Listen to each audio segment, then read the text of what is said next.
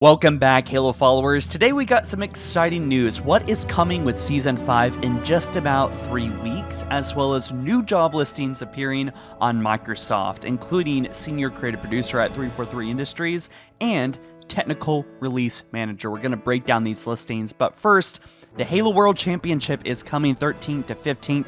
We expect Season 5 to release on October 18th. And I think it's going to have some really juicy stuff. So let's talk about that first. This comes from Halo Leaks, where Lev has actually talked about and released quite a lot of stuff in the past. Now, take this with a pinch of salt, but here's a list of things that he thinks is going to come, right? He says a lot of people have been wondering what we're going to get out of Season 5, so here's my opinions about it. Keep in mind, these are opinions, not purely factual linked info, so take it with a pinch of salt, right? Prism, Crystal Caves. I've seen this map myself. I won't show that leaked material, but this is definitely a real 343 map and has been in development and has been progressing in the API. People can see this, which is much like the forest map that we saw, but this is a large forest looking map. There's actually even concept art of what might be it. But yeah, vehicle play definitely is something to look forward to on this one. We also have Extraction. Now, there has been a lot of talk about Firefight. There are voice files inside of Halo Infinite's game files that people have leaked. I won't show it or play it here, but it is definitely real of Firefight. There are voice lines and API information fed to us through these miners that basically are confirming that Firefight is in development. I mean, whether it ever releases we're not sure, but maybe that's what they're calling Extraction. Basically, Extraction is gonna be PvE, but we're just still not 100% sure of if this is even coming or exactly what it is, but it does look like it's gonna be with AI. Also, another cool thing that Reach introduced that may be coming to Infinite is custom game progression. So whenever you play custom games, you progress your character, right? You progress the battle pass. That would be really cool. Some improvements to the current progression they say system Infinite has, which would be nice. We also have two new Forge canvases. Deadlands, which I've seen pictures of this, which is pretty much what it sounds like. It's a barren wasteland kind of looking thing, kind of like Tip of the Spear from Halo Reach, and a Banished Forge palette. But we also have, I think, a snow map coming, right? So that's going to be really cool, which he didn't mention for whatever reason. Maybe it isn't coming this season, maybe in Season 6. Another thing that I do want to interject here is the roadmap. We really do need a roadmap. We're pretty much caught up with the other roadmaps that 343 have provided, and I would really like to start holding 343 accountable even this late in the game. We need to know what the heck is going on if we are to be interested in Halo Infinite long term.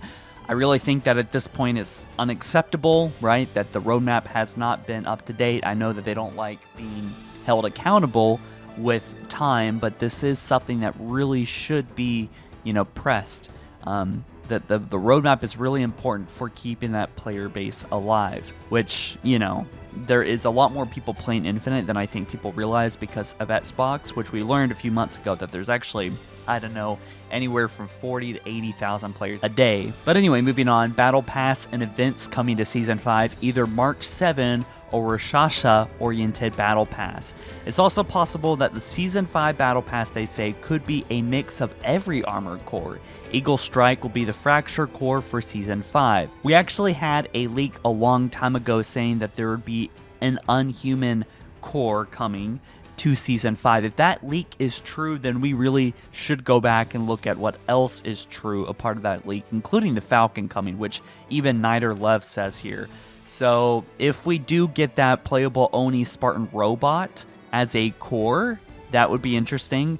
I think it's less likely, but still possible we may get playable elites finally. MA5KCEO on Twitter that posted this, which is not real, but they play it off as real, and there's almost, there are about over 4,000 likes on it. I mean, people are serious about this. They really want playable elites, and I think it's about time. I think it's a risk that I would really love for 343 to do. At least on those social playlists, okay? It would be awesome. Playable elites for the win. And they also say, and significant UI improvements all around, codings becoming cross-core, and lots of general QOL stuff, quality of life stuff. Things I'm not confident about, they say, we're getting in Season 5, but rather Season 6 or above, or later, right? So things that may come in Season 6, right? So Falcon, double-barrel shotgun with gravity hammer attached to it. We actually have seen leaks of that. I've shown footage of that a long time ago. We have Forge AI Toolkit, Campaign AI in Forge, and also Firefight game modes, PvE game modes, drivable forklift, permafrost forge canvas. So he thinks it's going to come later, right? Which there are pictures of that, so it could come soon, but we really don't know yet. But snow and ice forge palette, that would be great. We do know that the banished forge palette is coming. Seems to be very likely. We do know that there is a new palette, so that's just really gonna mix things up, and I'm really excited about that. Things I'm almost certain that don't actually exist or are just early concepts of things 343 may have explored years ago, the robot armor core. So he leaves that at the very end. So I wonder what the new core is gonna be. We do know, according to Serasia, which is, in my book, a trusted source, and I believe what he says, and he's very knowledgeable, is that 343 covered their tracks that they are hiding the armor core in the API. So this tells me that it's going to be something a little bit special.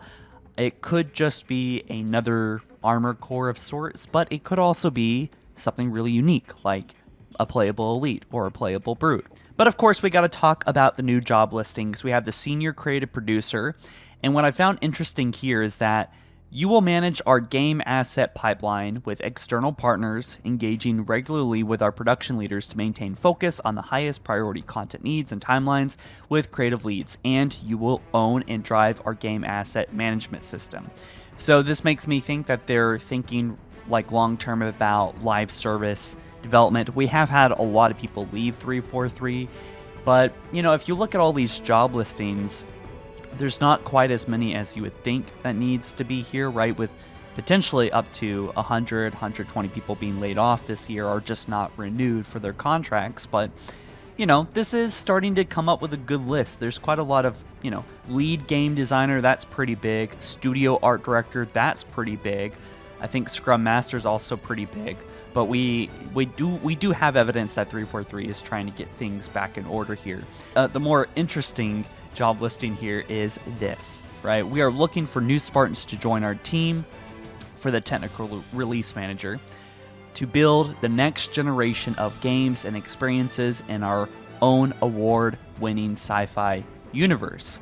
Do you closely collaborate with teams to drive cohesive gameplay experiences? Are you interested in Halo and want to preserve what makes it unique while brimming with ideas to evolve an experience that millions of players love? You'll be responsible for coordinating weekly service releases with studio partners. So, yeah, basically, keywords there I heard or saw is cohesive gameplay experiences and the next generation of games. Now, there's this theory that 343 will not actually be developing any more games because of how things rolled out with Halo Infinite, Halo 4 and 5. It just hasn't been a very fruitful endeavor for 343 to develop these games, at least across the fan base and across keeping the community where it should have been, where a AAA title as recognizable as Zelda and Mario should be. So perhaps 343 will instead be kind of a director of sorts and acquiring other studios to, rather kind of compensating them to develop Halo games instead, while they kind of manage the story and manage the overall direction of the series while working with other studios, much like Halo Wars 2, for example. Why another studio developed a lot of the game, they had 343 backing them up and kind of helping them out and, putting things together in a way. So I think this would be a great way for Halo to go. But you guys let me know what you think. There is a lot to think about here, but I'm really excited about October 18th. I'm excited about the Halo World Championship. Halo Leaks also said this.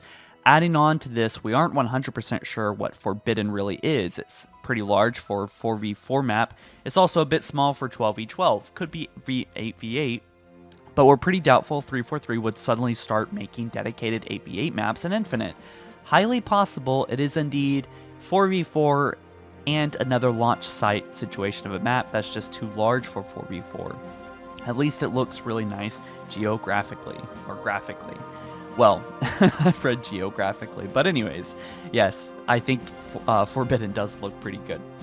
But anyways, guys, you let me know what you think down in the comment section below. Like this video up if you enjoyed the content, and I'll catch you in the next one soon. Peace.